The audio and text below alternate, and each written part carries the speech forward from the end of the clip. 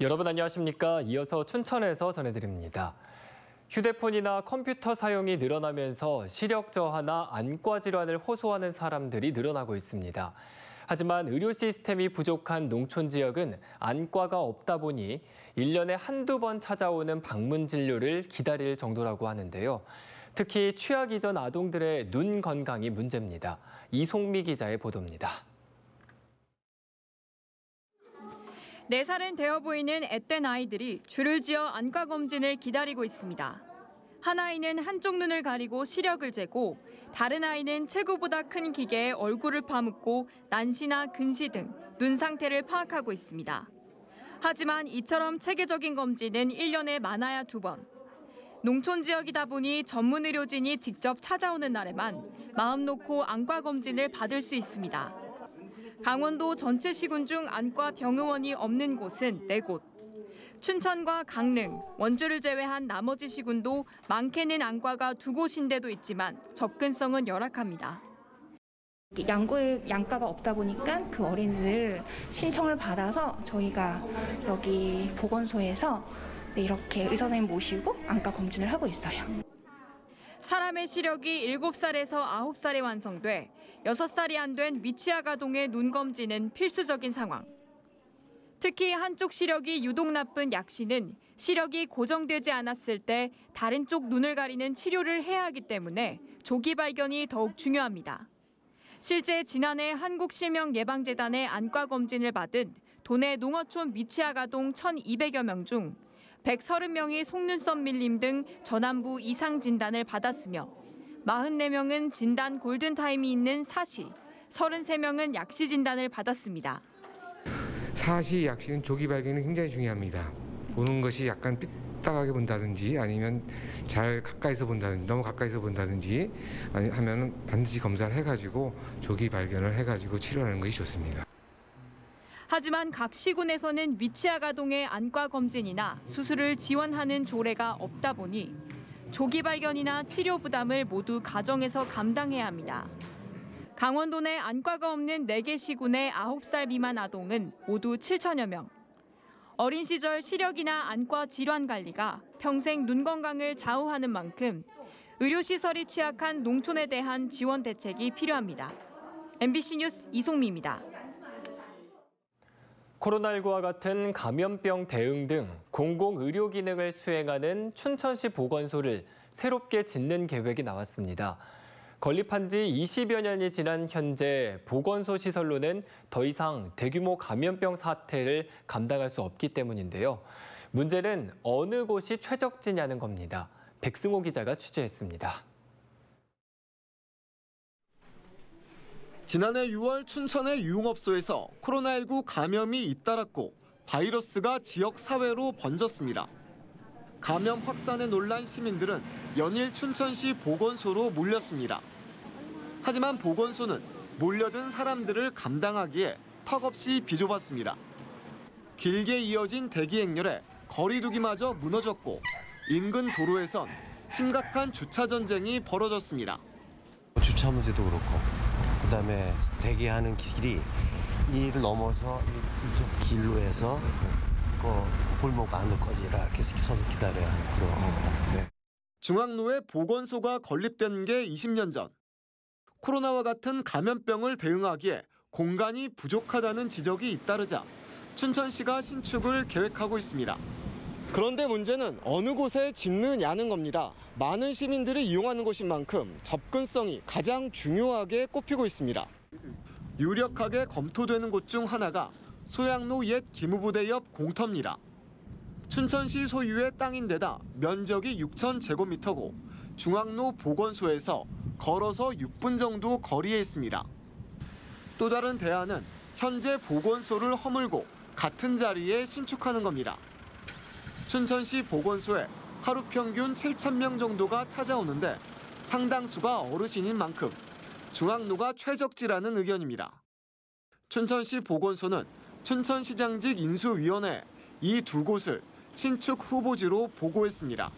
넓게 크게 지면 좋죠. 크게 지면 여러 사람도 상대하고 좀 이렇게 좀 환자들도 이렇게 편리하게 좀 하면 좋지 뭐.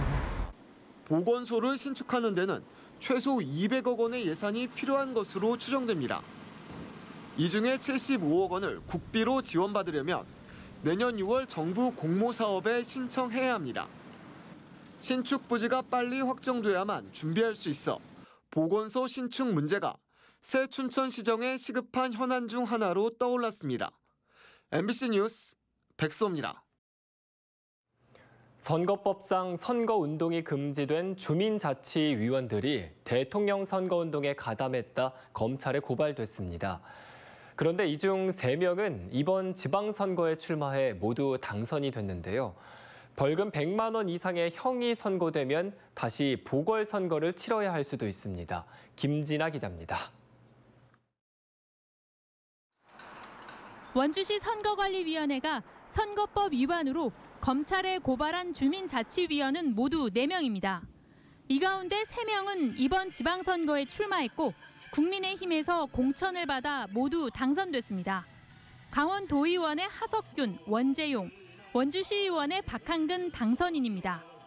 이들은 대통령 선거 운동 기간에 정당을 나타내는 빨간색 점퍼를 입고 선거 사무원과 함께 거리 인사를 한 것으로 확인됐습니다. 공직선거법은 공무원이나 미성년자, 외국인, 예비군 중대장급 이상의 간부 외에도 통리 반회장과 읍면동 주민자치센터에 설치된 주민자치위원회 위원들의 선거운동을 금지하고 있습니다. 또 선거 기간 중에는 주민자치회의와 모임도 전면 금지됩니다. 이들은 대통령 선거 기여도를 공천에 반영하겠다는 당의 기조에 따라 공천 불이익을 받지 않기 위해 대통령 선거운동에 가담할 수밖에 없었다고 말합니다. 그걸 안 하면 공천에 불이익을 준다니까 우리는 할 수 없이 간 거예요. 이제 할 수 없는 상황. 거기서 해왔다. 이걸 제시해서. 후보들은 시스템 문제라는 입장이지만 당의 생각은 다릅니다. 국민의힘은 대선 기여도가 공천에 반영된 것도 맞고 경선 도중 해당 후보들이 선거법 위반으로 검찰에 고발된 걸 알고도 공천한 건 맞지만 선거법을 위반한 건 개인의 책임이라는 입장입니다. 민주당은 공당의 책임을 망각한 처사라며 비판했습니다. 고발을 당했음에도 불구하고 이를 뭉개고 경선을 진행을 하고 공천을 줘서 당선을 시킨 것은 명백한 공당인 국민의힘이 책임이 크다. 주민자치위원을 발판 삼아 지방의원에 도전하거나 시도의원을 지내다 낙선하면 주민자치위원으로 활동하면서 재기를 노리는 경우도 많아 주민자치위원회 선거운동은 문제의 소지가 많습니다. 공직선거법 위반으로 100만 원 이상의 벌금형을 받으면 이들의 의원직이 상실돼 내년에 보궐선거를 치러야 합니다. 지금까지 대부분은 벌금 80만 원에 그쳤지만 지난해 울산의 한 구의원이 주민자치위원 시절 선거운동으로 벌금 150만 원을 받아 의원직을 상실한 경우도 있어 결과에 관심이 쏠리고 있습니다. MBC 뉴스 김진아입니다. 포항에서 삼척을 잇는 동해선 철도의 공사가 한창 진행되고 있습니다. 이미 여러 차례 개통 시기가 늦춰졌는데 동해선 전철화 사업과 맞물려 다시 한번 2024년으로 연기됐습니다. 배연환 기자가 보도합니다.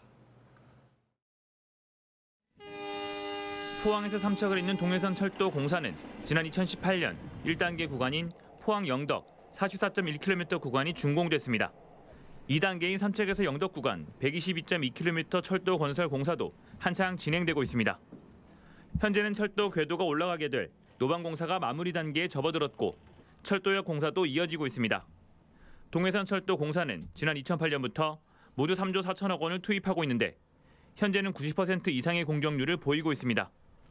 동해선 삼척 포항 구간의 개통이 이미 수차례 지연된 데 이어 다시 한번 2024년까지 개통이 늦춰지게 됐습니다. 당초 2022년 개통 목표에서 지난해 1년이 늦춰졌고 다시 2024년으로 개통 목표가 연기됐습니다. 국가철도공단은 2023년 말까지 삼척 포항 구간 공사를 대부분 마치지만 동해 포항 전철화 사업을 추진해야 하는 데다 필수 절차인 종합시험운행도 남아있어 개통 시기를 조정했다고 설명했습니다. 포항 삼척이 내년에 개통을 하면 그 다음에 그 동해선 전철화가 개통을 하거든요. 그러면 이 종합시험 운행을 결국에는 한 선로에서 2번 해야 되는 꼴이 되기 때문에 이거를 동시 개통으로 진행을 하면 개통이 잇따라 연기되면서 가뜩이나 교통망이 낙후된 강원 남부 지역에선 아쉽다는 반응이 나오고 있습니다. 그 영남하고 강원도의 어떤 그 접근성이 개선되고 관광객 유치에 기대를 많이 했었는데 이게 철도가 지연됨으로 인해서 강원도 주민들이 불만이 커지고 있습니다. 철도공단은 동해선 2단계 구간을 개통하고 전철화 사업이 마무리되면 삼척에서 포항까지 기존 버스 대비 2시간 15분 단축된 55분 만에 이동이 가능할 것으로 예상하고 있습니다. MBC 뉴스 배현환입니다. 수도권 광역 급행철도 GTX B노선 춘천 연장과 용문 홍천 광역철도 사업에 걸림돌이 됐던 광역철도 지정 기준이 전면 개편됩니다.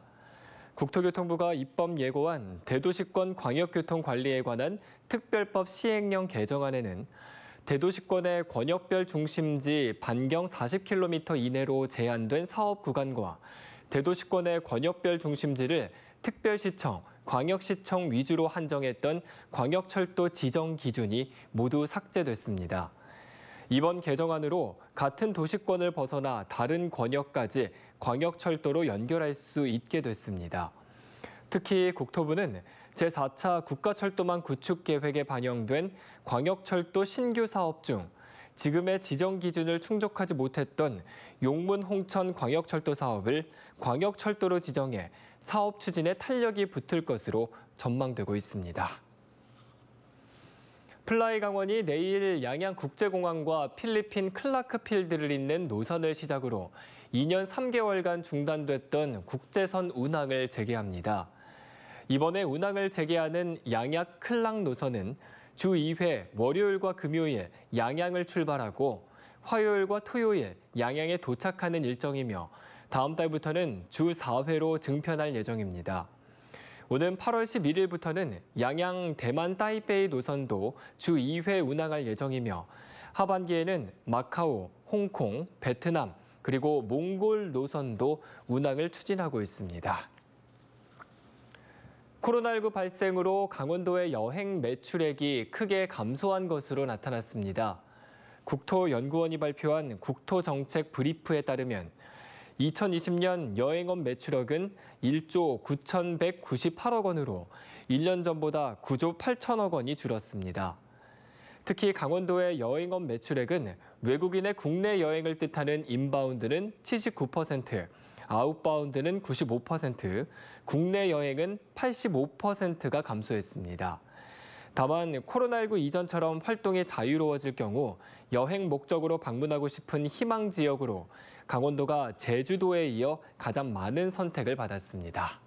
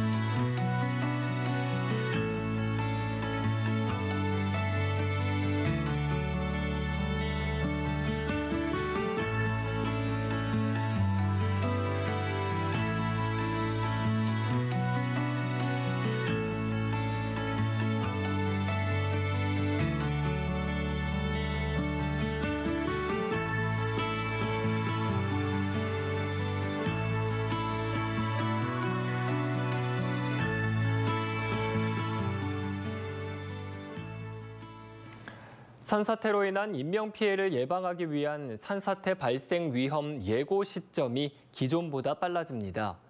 북부지방산림청은 산사태 발생이 예상되는 상황에 효율적인 주민 대피와 사전 대비를 위해 실시하는 산사태 발생 위험 예고 시점을 기존 12시간 전에서 24시간 전으로 앞당긴다고 밝혔습니다.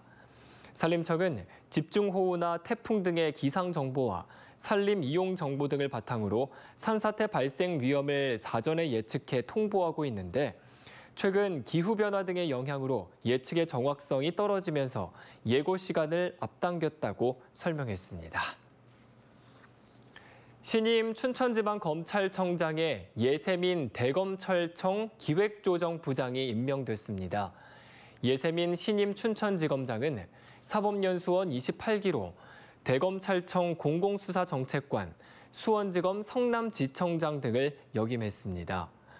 고경순 현 춘천지검장은 법무연수원 연구위원으로 자리를 옮길 예정입니다. 김도형 신임 강원경찰청장이 취임했습니다. 김 청장은 취임식에서 동료 경찰들에게 사회적 약자 배려에 앞장서는 따뜻한 경찰 활동을 부탁한다고 말했습니다. 삼척 출신인 김 청장은 경찰 간부 후보 42기로 서울경찰청 교통지도부장과 제20대 대통령직 인수위원회 정무사법행정분과 전문위원직을 역임한 바 있습니다.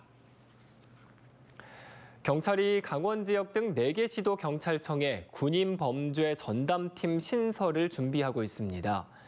김용판 국회의원이 경찰청에서 제출받은 자료에 따르면 경찰은 오는 7월부터 개정 군사법원법의 시행으로 성폭력 등 일부 군인 범죄 수사를 경찰에서 담당하게 되는 만큼 강원과 경기 남부 등 군부대가 많은 시도경찰청 4곳에 군인 범죄 전담팀을 신설할 계획이라고 밝혔습니다. 인력 확보 방법에 대해서는 행정안전부 등 관계기관과 협의 중이라고 덧붙였습니다. 산림청은 7월 1일부터 한 달 동안 임업 산림 공익직절 지불금 신청을 받습니다. 이번 임업 직불금 지급은 신청 기간 전인 2022년 6월 30일까지 임업 경영체 등록을 완료한 산지에서 임업을 실제 경영하고 있는 임업인과 농업법인이 대상입니다. 임업 직불제는 임업, 산림의 공익 기능을 증진하고 임업인의 낮은 소득을 보전하기 위해 임업인에게 매년 지급하는 제도로 올해 처음으로 시행됩니다. 임업 직불금은 신청이 완료되면 자격 요건 검증을 통해 대상자를 확정한 뒤 의무사항 이행을 점검하고 11월부터 최종 금액을 산정해서 지급하게 됩니다. 강원디자인진흥원은 디자인 개발에 어려움을 겪고 있는 작은 기업들을 대상으로 디자인 애로 해결 지원 사업을 벌입니다. 지원 대상은 지난해 매출 2억 미만의 1인 기업이나 영세 자영업자, 소상공인 등으로 7월 13일까지 신청을 받습니다. 지원 규모는 10개 안팎의 기업에 시각 디자인과 패키지 디자인, 제품 디자인, 콘텐츠 디자인 등을 최대 300만 원까지 지원하게 됩니다. 아시아권 최대 규모의 태권도 대회인 아시아 태권도 선수권 대회가 춘천 호반체육관에서 개막했습니다. 이번 대회에는 34개국 728명의 선수단이 참가해 공인 품새와 자유 품새, 겨루기 등 3개 종목의 경기가 오는 27일까지 6일 동안 펼쳐집니다. 특히 18년 만에 우리나라에서 열리는 선수권 대회이며 입상하면 파리올림픽 출전을 위한 점수를 얻을 수 있습니다. 오는 29일부터는 춘천 코리아 오픈 국제 태권도 대회가 호반체육관에서 열려 춘천이 태권도 중심 도시로 주목받고 있습니다. 제4회 평창국제평화영화제가 오늘부터 28일까지 평창군 대관령면 일대에서 펼쳐집니다.